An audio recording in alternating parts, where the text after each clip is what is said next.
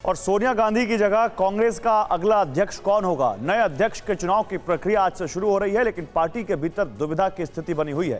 कांग्रेस के ज्यादातर बड़े नेता राहुल गांधी को दोबारा पार्टी की कमान देने के पक्ष में हैं, लेकिन सूत्रों के मुताबिक राहुल अगर इस जिम्मेदारी को लेने के लिए तैयार नहीं है तो गांधी परिवार के ही करीबी पार्टी के नेता को भी अध्यक्ष पद की जिम्मेदारी दी जा सकती है। सूत्रों के मुताबिक शराब घोटाले में दिल्ली के डेप्यूटी मनीष सिसोदिया समेत 13 आरोपियों के खिलाफ सीबीआई ने लुकआउट सर्कुलर जारी किया है।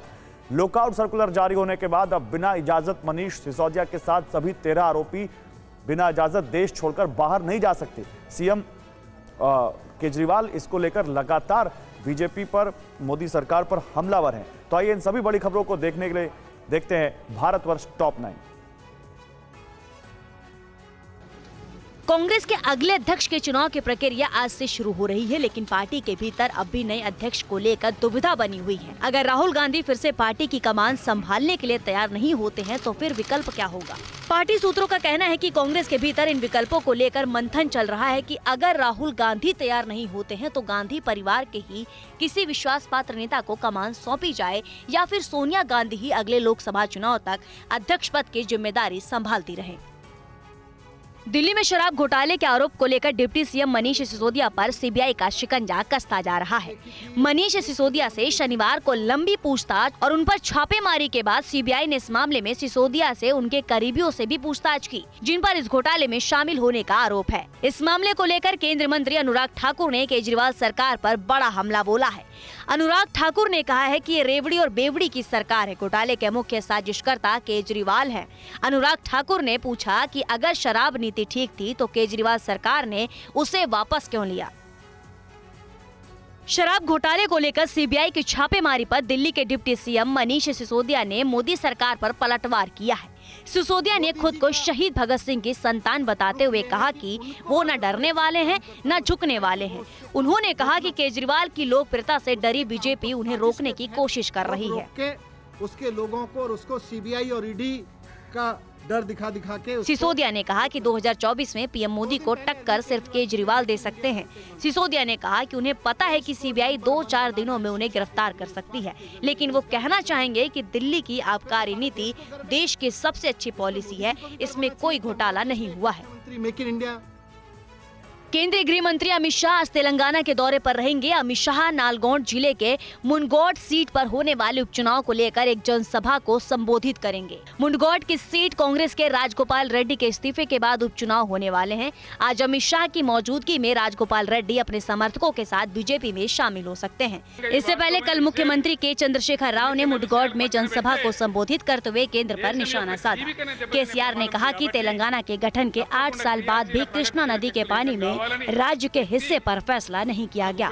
मुनगोड सीट पर सीपीआई टीआरएस का समर्थन करेगी। केंद्रीय गृह मंत्री तेलंगाना दौरे के बाद रात 11 बजे भोपाल पहुंचेंगे। कल भोपाल में Amit Shah inter state council की मीटिंग की अध्यक्षता करेंगे। इसमें उत्तर प्रदेश के मुख्यमंत्री योगी आदित्यनाथ, छत्तीसगढ़ के मुख्यमंत्री भूपेश बघेल, उत्तराखंड के सीएम पुष्कर सिंह धामी, मध्य प्रदेश के मुख्यमंत्री शिवराज सिंह चौहान शामिल होंगे। इंटर स्टेट काउंसिल की बैठक के बाद Amit Shah national forensic science university का उद्घाटन करेंगे। इसके अलावा केंद्रीय गृह मंत्री कई और कार्यक्रम में भी शिरकत करेंगे।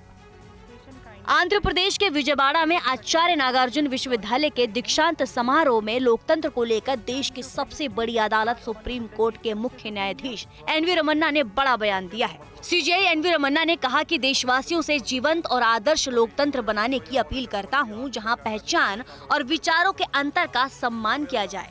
उन्होंने कहा कि संस्थान अपनी सामाजिक प्रासंगिकता खो रहे हैं, लेकिन मैं तय नहीं कर पा रहा हूं कि इसके लिए किसे दोषी ठहराऊं या इसके लिए कौन दोषी है। खनिज लीज आवंटन मामले में फंसे झारखंड के मुख्यमंत्री हेमंत सोरेन की कुर्सी खतरे में है। सोरेन पर खुद को लाभ पहुंचाने के लिए फैसले लेने का आरोप है। इस मामले में चुनाव आयोग ने फैसला सुरक्षित रखा है। चुनाव आयोग का फैसला अगर सोरेन के खिलाफ आया तो उनको सीएम की कुर्सी गंवानी पड़ सकती है। इसी आशंका को देखते हुए हेमंत सोरेन ने रविवार को रांची में अपनी पार्टी के साथ यूपीए और दूसरे सहयोगी विधायकों की बैठक बुलाई थी। इस बीच बीजेपी सांसद निशिकांत दुबे ने सोरेन की पत्नी का बिना नाम लिए ट्वीट कर कहा है कि भाभी जी के नाम पर पार्टी के साथ कांग्रेस भी तैयार नहीं है। हिमाचल प्रदेश में इस साल के आखिरी में होने वाले विधानसभा चुनाव के लिए बीजेपी ने भी कमर कस ली है।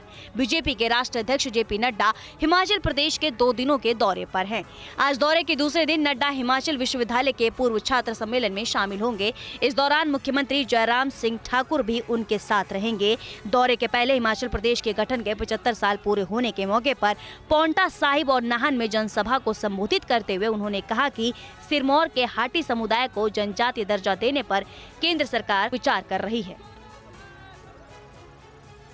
जिम्बाब्वे के खिलाफ 3 वनडे मैचों की सीरीज के दूसरे मुकाबले में टीम इंडिया ने 5 विकेट से जीत के साथ सीरीज पर 2-0 से कब्जा जमा लिया है। मेजबान टीम पहले बल्लेबाजी करते हुए 38.1 ओवर में सिर्फ 161 रन बनाकर ऑल आउट हो गई। 162 रन के लक्ष्य को टीम इंडिया ने 5 विकेट गंवाकर 26वें ओवर में हासिल कर लिया। संजू सैमसन ने सबसे ज्यादा 43 और शिखर धवन और शुभमन गिल ने 33 रन बनाए। टीम इंडिया ने वनडे में लगातार चौथी सीरीज जीती है।